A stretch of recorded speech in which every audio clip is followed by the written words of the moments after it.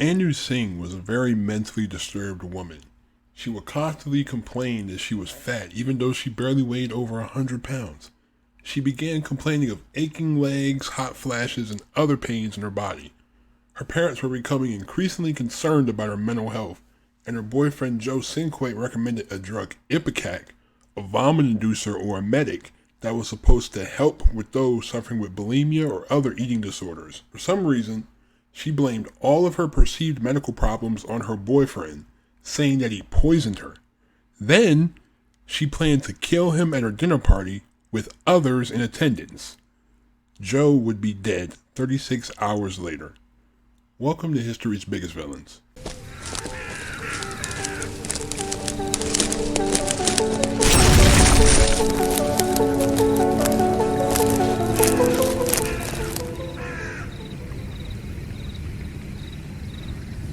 Anu Singh was born in India on September 3, 1972 to Indian-Australian parents Paddy and Surinder Singh, who were both doctors. The family immigrated from India to Sydney in 1973 when Singh was a baby. They settled in the suburb of Strathfield. Singh attended a Catholic high school in Newcastle where she was the Dux of Year 10 in 1988. She graduated high school in 1990 and moved to Canberra the following year to begin studying a double degree in economics and law at the Australian National University. In 1992, she started dating a man named Simon Walsh. Thereafter, her studies progressed pretty well and she completed her Bachelor's of Economics degree in 1994.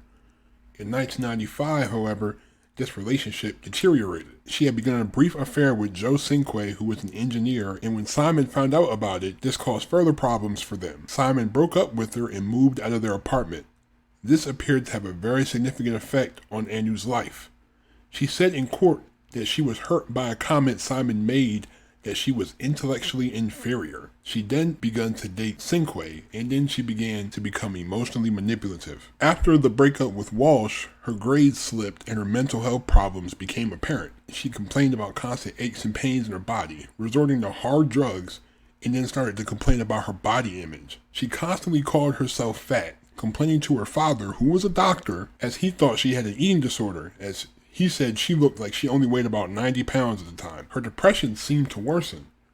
In early 1997, Anu was saying she couldn't feel her head, like she had a different head on her body, or things were crawling underneath her skin. As her parents recommended her to see a therapist, she would complain of these same symptoms. As the year went on, her attendance at school became sporadic, with her classmates saying that she only attended 2 lectures that whole entire year, and then she would tell people that she was suicidal. She even told one of her classmates that she thought she had AIDS and that she would complain about how she had it and her boyfriend didn't, and that she wanted to put some of her blood on his toothbrush so that he could contract the disease. After it was proven she didn't have AIDS, she thought she might have multiple sclerosis or other diseases that affected her legs. I don't know if you're seeing a pattern here. I don't know. She chalked up all of her ailments down to a recommendation by Joe to take Ipecac syrup, which this is a vomit inducer that was supposed to help with weight loss. In May 1997, Anu told her friend Rachel if it hadn't been for Joe telling her about Ipecac, she wouldn't have all the problems. She said that she hated him and was going to go on a rampage and kill him and Simon Walsh and all the doctors. She said that she studied law and knew of the loopholes. She also said that I studied psychiatric texts and it wouldn't be too hard to convince someone that you're insane. In June, Anu and her Madhavi Rao went to the National Library where they photocopied pages of a book about suicide by the Hemlock Society. In July, she approached a fellow student, which the court documents call him Mr. Bowers Taylor. I'll just call him BT for the purpose, and asked if he could get her a gun. When he asked her why she needed a gun, she told him she wanted to kill herself because she had permanent brain damage. In August, she approached another student, the court documents called him Mr. T, and she asked him to help her get a gun so she could kill herself. She told him that she thought of a number of methods like poisoning and hanging, but decided that shooting herself was the best option. In the same month, she met a woman named Bronwyn Kamek. Bronwyn said in court that Anu's first words to her was, "Can you get me a gun?" Bronwyn told her that one of the junkies probably had a gun and pointed out a homeless man walking past, in which Anu reportedly approached him immediately and asked him about getting a gun. She said her and her boyfriend had a suicide pact. Right. Her parents became really concerned when they cleaned out her car and saw her selling her clothes and CDs for cheap, and sent her to speak with a mental health crisis team in Canberra. In late August, she met with Mr. T again and heard Madhavi bought some heroin from him. She contacted BT and he showed her how to find veins and inject the heroin. And she then contacted Bronwyn about getting rohypnol, which was the date rape drug, offering her heroin in exchange for obtaining the drug. Anu then asked her about the strength of rohypnol tablets and how many can be taken either by themselves or with heroin. In October 1997, which would be the last month of Joe Cinque's life, Anu bought $500 worth of heroin from Mr. T. When he asked her why she wanted so much heroin, she replied, "Someone's coming with me." He asked her whether she meant that someone was going to commit suicide with her, and she said yes. When he asked her who that person was, she told him that he didn't need to know. On October 24th, 1997, there was a dinner party at the home shared by Anu and Joe at 79 Antill Street in Downer. And this would be the beginning of the end for Joe Cinque. During the party, she served drinks to everyone, but she spiked Joe's coffee with rohypnol.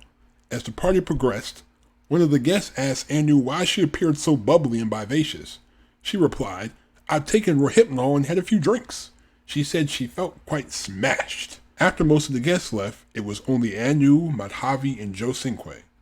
This was when the first attempt to kill Cinque started, as Anu tried to inject him with heroin that night, but it was so concentrated that it thickened and she wasn't able to deliver the lethal dose. The next day, Anu called a friend, Lynn Mancini, to tell him that she had given Joe drugs. He had been in bed all day and had only gotten up at 6 p.m. Anu said she was worried about him, saying, "What if there's something wrong with him?"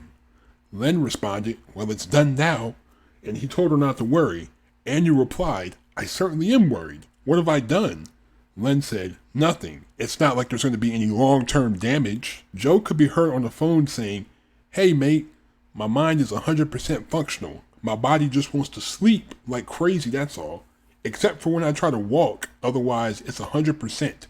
She's worried for nothing. The next day, while her boyfriend was still reeling from the first injection, she left him while she went to go get even more heroin from Mr. T.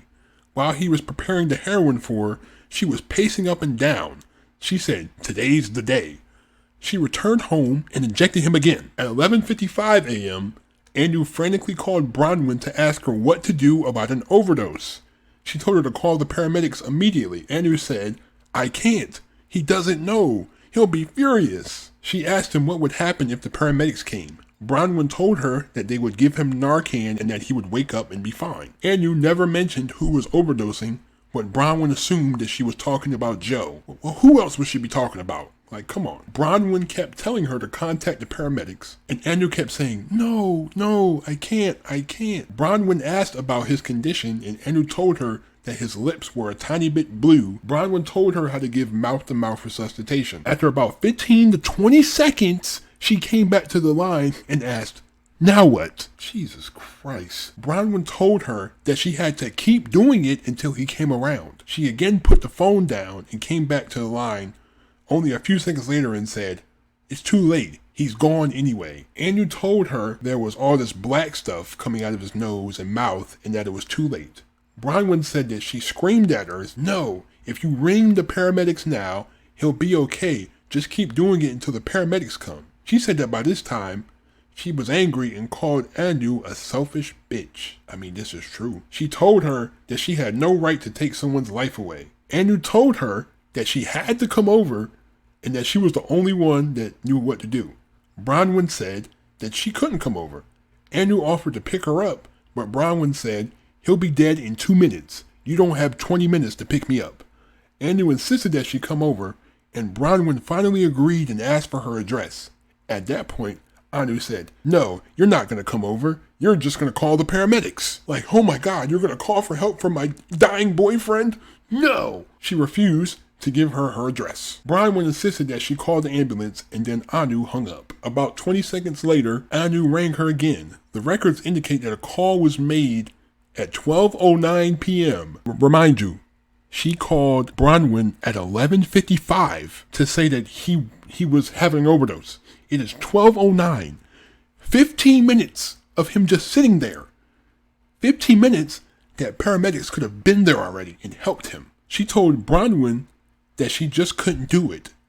You can't call. Oh. Bronwyn said, "Look, Anu, if you call the paramedics, you'll have an angry boyfriend when he wakes up. If you don't, you'll have a murder charge on your hands." Anu replied, "Shit, you're right."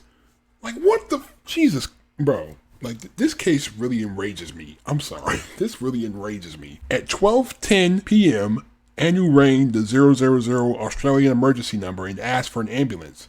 She had said that she had a person who had potentially overdosed on heroin and was vomiting blood. A tape recording of the call showed that she initially gave the wrong address and said that her name was Olivia. An ambulance didn't arrive until 12:18 because of this. 23 minutes later, 23 minutes of him not receiving help for an overdose. Mr. Cotty, a paramedic, saw Anu, who looked very anxious and was waving them into the house frantically. Mr. Cotty attempted to resuscitate Joe, and he instructed Anu to perform CPR. She asked him if he was going to use Narcan. When it became apparent that he couldn't be revived, she became hysterical. She told him, "It wasn't supposed to happen this way. We were supposed to go together." He also remembered her saying, "Can't you do anything?" A fire brigade officer, Mr. Peter Davis, was also called to the house. He saw Anu moving around between the bathroom, the bedroom, and the hallway. She said, "Please tell me he's going to be okay." He was present when they stopped giving Joe CPR and heard her say, "Oh no, he can't be." He observed that she was agitated. Another firefighter, Miss Georgina Kikos, also attended. She asked Anu if she was all right, but said that she just stared blankly and didn't answer. She was present when Anu was told that Joe was dead and heard her say, "You can't stop. You have to bring him back." She said that she paced around and then knelt down and caressed his body and kept saying several words to the effect, "This is not happening. You have to bring him back." While the EMTs were there, Manu made 2 calls to Madavi and 3 calls to Len Mancini. Obviously someone who is super concerned. You're not going to call the parents or his family.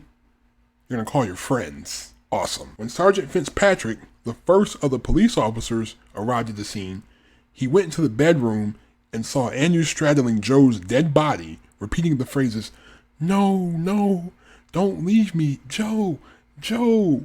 He said that she wouldn't leave the body and he had to get 2 paramedics to physically lift her from his body and remove her from the room. During this time, she continued to struggle and scream hysterically. This whole thing just irritates me to the core. Singh first appeared in court on October 28th, 1997, charged with murder. She had told police that she had injected Cinque with heroin so that he couldn't commit suicide. What? Rao was charged with conspiracy to commit murder and released on bail on November 5th. The prosecutor noted that both Singh and Rao had been indiscreet about their actions. Singh applied for bail in December and a psychiatrist presented evidence of a personality disorder. The prosecution pinpointed Singh as someone who embodied strong narcissistic traits. Singh and Rao were tried together in October and November of 1998, but this trial was aborted on November 11th, with Judge Ken Crispin saying that one of the pieces of evidence was problematic as it was unclear as to which of Singh or Rao it was admissible against. For the second trial, Singh elected to stand trial by judge only. Justice Crispin ruled that Singh and Rao should be tried separately in the interest of fairness. In her 1999 trial, Singh's defense presented evidence that she was mentally ill and had diminished responsibility, proposing an insanity defense. The court was told that Singh believed she was dying from a muscle-wasting illness, complaining of not being able to feel her head on her body, and was bulimic. The prosecutors called an expert witness to testify that Singh had appeared rational and assertive on the night she was arrested. On the 23rd of April, Justice Crispin found Singh guilty of manslaughter, and the following day sentenced her to 10 years imprisonment with a minimum 4 years before she gets parole. Singh's mother was deeply unhappy with the short sentence. I would be too. In Rao's second trial, she was charged with murder, manslaughter, attempted murder, and administering a stupefying drug and was acquitted on all charges. Singh's time in jail during her trial was counted towards her sentence, and she was paroled in October 2001 after only serving 18 months. You killed a guy and you only served 18 months in prison. What is that? Since her release, Singh has completed a master's degree in criminology at Sydney University, having attended classes while she was in jail. In 2010, Singh began research at the University of Sydney Faculty of Law, and in 2012 was awarded a doctorate for her thesis, Offending Women, towards a greater understanding of women's pathways into and out of crime in Australia. It outlines 5 major pathways that led female prisoners to crime: unstable upbringings, sexual and physical abuse, drug use, economic marginality, and mental illness. You're telling me this woman literally kills a guy, only serves 18 months, and now she's out, she's free, and now she's writing a thesis trying to get attention. This is an attention grab. This doesn't make any sense. How is she not in prison for life? She was interviewed in 2016 by reporter Ginger Roman about her life in prison. They met at a diner where Anu was drinking coffee. Yes, the same coffee that you killed your boyfriend with. And I'm going to read the interview based on how it was, like from Ginger's perspective, okay? I just still don't understand why Joe died. I don't understand why you killed Joe, I say to Anu. I don't understand either, she replies. There's no rational motivation at all. I was mentally unwell, and I still grapple with that. I still grapple with the whys. What type of explanation is that? One of the psychiatrists mentioned a state of disassociation, perhaps, like disassociated from reality. I don't know. There's no rational explanation, Anu says. So how do you explain it to yourself? I ask. I can't, and that's the difficulty, she says. I can't understand where I was at mentally for that to happen. What about Joe? You've got this chance to study, you've got this chance to reinvent yourself, but Joe will never have that chance, I say. I know that, she replies quietly, then repeats it as if to show that she really does know. If I could turn back the clock, we've heard that before. If I could turn back the clock, if I could have listened to people back then and gotten the right sort of help, then this wouldn't have happened.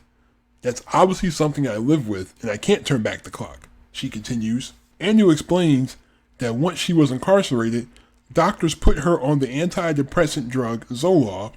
Within a month, the physical symptoms she had been consumed with disappeared. So convenient. So freaking convenient. Complaining and complaining and complaining about all these medical diseases and stuff. Blaming your boyfriend.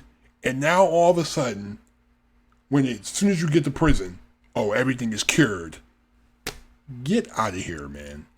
Get out of here. The fault is mine, she says, confirming that she absolutely takes responsibility for Joe's death. Anu also agrees that she misses Joe and that she loved him and imagined a future together.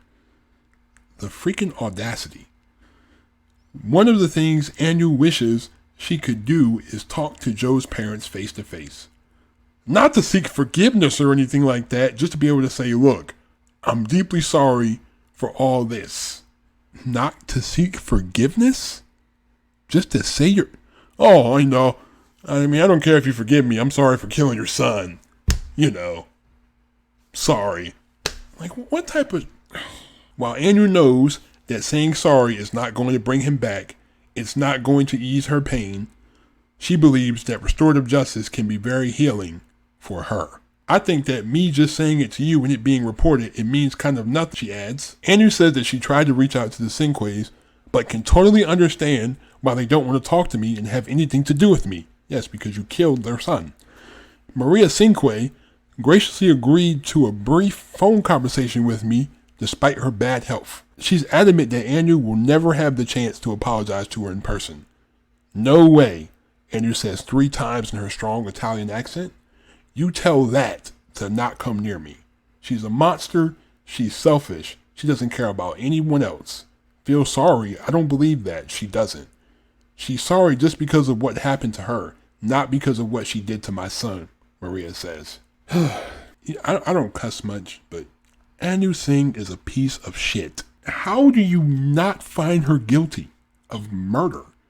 Mental illness or not, she still had the wherewithal to knowingly inject him with witnesses, multiple witnesses.